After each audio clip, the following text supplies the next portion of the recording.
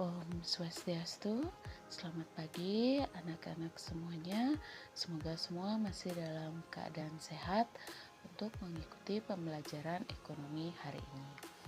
Nah, pada pembelajaran hari ini kita masih akan membahas mengenai siklus akuntansi pada perusahaan dagang. Dan yang akan kita bahas hari ini yaitu mengenai jurnal khusus dan jurnal umum dalam perusahaan dagang. Apa itu jurnal khusus? Jurnal khusus merupakan jurnal yang digunakan untuk mencatat transaksi keuangan yang sering terjadi sesuai dengan transaksinya. Jadi tidak seperti pada perusahaan jasa kemarin ya, di mana kalian mencatat seluruh transaksi pada satu periode ke dalam satu jurnal umum. Sedangkan sekarang pada perusahaan dagang, setiap transaksi yang terjadi harus kalian buatkan jurnalnya masing-masing. Baik itu transaksi pembelian, transaksi penjualan, penerimaan kas, maupun pengeluaran kas. Ke semua transaksi itu kalian harus buatkan jurnalnya masing-masing. Itulah yang kita sebut dengan jurnal khusus. Jurnal khusus itu ada apa saja? Jadi di sini ada beberapa jenis-jenis dari jurnal khusus. Yang pertama ada yang namanya jurnal pembelian. Kemudian jurnal pengeluaran kas. Selanjutnya ada lagi jurnal penjualan. Dan yang terakhir jurnal penerimaan kas. Bagaimana bentuk-bentuk dari ke semua jurnal ini? Sekarang kita akan bahas satu persatu. Yang pertama, kita mulai dulu pada jurnal pembelian. Bagaimana pencatatan pada jurnal pembelian? Tapi sebelum itu, kalian harus tahu dulu apa yang dimaksud dengan jurnal pembelian. Jadi, jurnal pembelian ini merupakan jurnal khusus yang kalian gunakan untuk mencatat pembelian barang dagangan dan pembelian lainnya yang berhubungan dengan kegiatan perusahaan secara kredit. Jadi di sini jurnal pembelian kalian buat untuk mencatat segala transaksi yang terjadi akibat pembelian secara kredit. Ingat, kuncinya itu pembelian secara kredit. Jadi setiap ada transaksi pembelian secara kredit, maka harus kalian buatkan yang namanya jurnal pembelian. Bagaimana bentuk dari jurnal pembelian itu? Di sini sudah ada. Bagaimana bentuk dari jurnalnya? Pertama, ada yang namanya kolom tanggal. Kalian isi dengan tanggal transaksi. Kemudian nomor faktur. Kalian isikan dengan nomor fakturnya nanti. Kemudian kolom keterangan. Di kolom keterangan kalian isi tempat kalian membeli barang dagangan atau pembelian lainnya. Selanjutnya ada kolom ref. Kemudian ada syarat pembayaran. Di materi minggu lalu Ibu sudah menyampaikan materi mengenai syarat pembayaran. Jika ada yang lupa bisa dibuka kembali materi minggu lalu. Kemudian selanjutnya ada kolom debit. Kolom debit ini dibagi lagi menjadi beberapa kolom. Yang pertama ada kolom pembelian. Pada kolom pembelian ini khusus kalian isi dengan transaksi pembelian barang dagangan. Barang dagangan itu seperti apa? Barang dagangan itu adalah barang yang kalian beli tapi nantinya akan kalian jual kembali tanpa merubah bentuk dari barang itu. Jadi apa yang kalian beli nanti akan kalian jual kembali. Transaksi pembeliannya kalian masukkan pada kolom pembelian. Selanjutnya ada kolom perlengkapan. Kalian gunakan jika ada transaksi pembelian perlengkapan. Kemudian ada kolom serba-serbi. Nah, di kolom serba-serbi itu kalian isikan dengan transaksi pembelian yang lainnya di luar dari pembelian barang dagangan maupun pembelian perlengkapan. Bisa pembelian peralatan, pembelian kendaraan, dan yang lain-lain.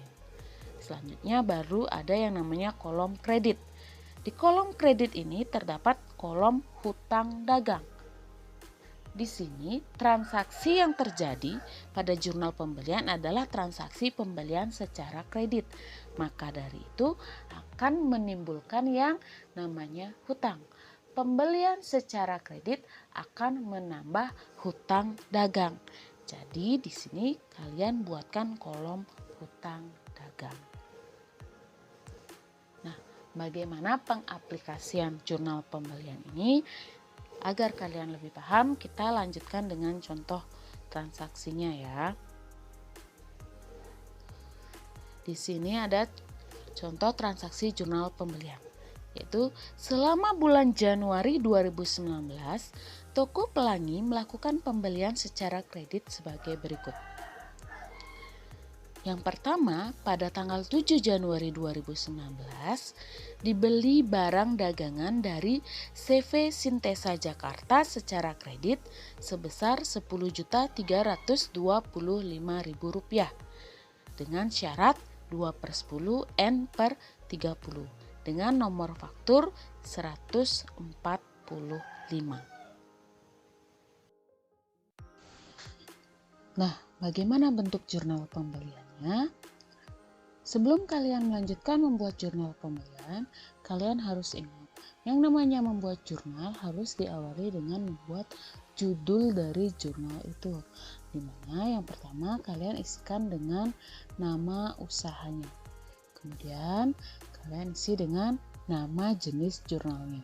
Karena di sini kita akan membuat jurnal pembelian, maka di sini kalian isi dengan jurnal pembelian. Selanjutnya baru kalian isi dengan periode transaksinya. Transaksi tadi terjadi pada bulan Januari 2019. Jadi di sini kalian isi dengan periode Januari 2019. Sekarang kita mulai dari transaksinya terjadi pada bulan Januari 2019. Di sini kita isikan bulan dan tahunnya. Transaksinya terjadi pada tanggal 7 Januari 2019. Nomor faktur pada transaksi tadi yaitu 145. Di mana pembelian barang dagangannya terjadi di CV Sintesa. Refnya kita kosongkan dulu dengan syarat pembelian yaitu 2/10 N/30. Yang dibeli tadi yaitu berupa barang dagangan. Maka dari itu di sisi kolom debit kita masukkan pencatatannya di kolom pembelian sebesar Rp10.325.000. Di kolom perlengkapan dan kolom serba-serbi kita bisa kosongkan terlebih dahulu. Selanjutnya di kolom kredit yaitu pada hutang dagang kita masukkan juga hutang dagang sebesar Rp10.325.000. Nah, ini untuk transaksi yang pertama. Selanjutnya, pada tanggal 14 Januari 2019 dibeli barang dagangan dari CV Adidaya Surabaya secara kredit sebesar Rp6.325.000 dengan syarat 2/10 N/30 dengan nomor faktur 271. Bagaimana bentuk jurnal umumnya? Transaksinya terjadi pada tanggal 14 Januari 2019 dengan nomor faktur 271. Melakukan pembelian di CV Adidaya. Dengan syarat pembelian sama seperti tadi 2/10 N/30. Yang dibeli adalah barang dagangan. Jadi sama, kalian masukkan pencatatan transaksinya di kolom pembelian sebesar Rp6.375.000. Di kolom perlengkapan bisa kita kosongkan terlebih dahulu, di kolom serba-serbi juga. Selanjutnya di hutang dagang kita masukkan sebesar Rp6.375.000.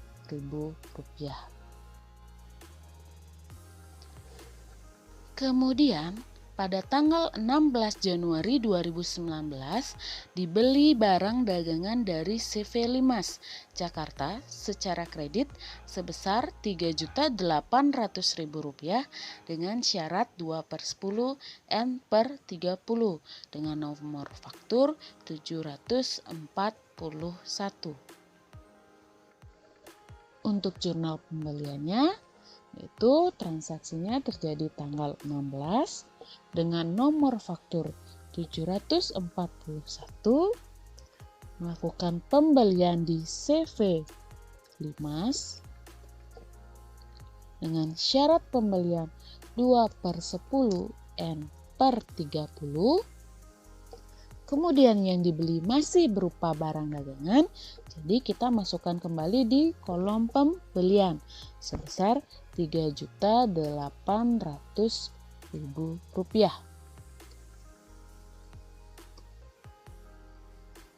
Dan di hutang dagang masuk juga sebesar Rp3.800.000.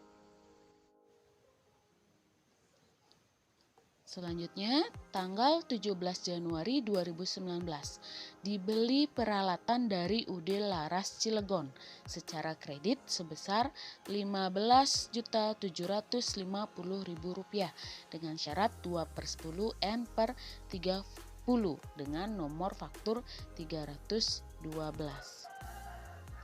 Transaksi tanggal 17 dengan nomor faktur 312, kemudian melakukan pembelian di UD Laras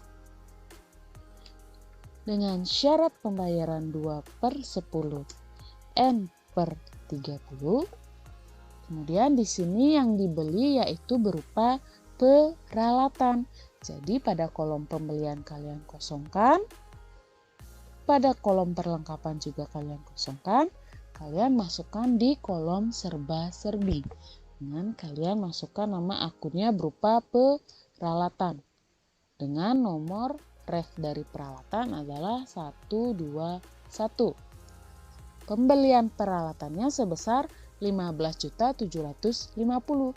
Jadi pada kolom jumlah kita isikan jumlah pembeliannya sebesar Rp15.750.000. Jadi hutang dagang juga sama sebesar Rp15.750.000. Kemudian pada tanggal 21 Januari 2019 dibeli perlengkapan secara kredit sebesar Rp5.300.000 dari toko Serba Ada dengan syarat 2/10 N/30 dengan nomor faktur 045. Bentuk dari jurnal pembeliannya, transaksi tanggal 21 dengan nomor faktur 045 dengan melakukan pembelian di toko Serba Ada dengan syarat pembelian 2/10 N/30 dan yang dibeli adalah perlengkapan, maka kolom pembelian kita kosongkan, kita masukkan di kolom perlengkapan sebesar Rp5.300.000. Di kolom serba-serbi kita kosongkan juga. Dan tentunya hutang dagang juga akan bertambah sebesar Rp5.300.000. Dan yang terakhir, kalian tinggal menjumlahkan saja. Jadi di sini total jumlah pembelian kalian yaitu sebesar Rp20.500.000. Total perlengkapan kalian sekarang ada Rp5.300.000.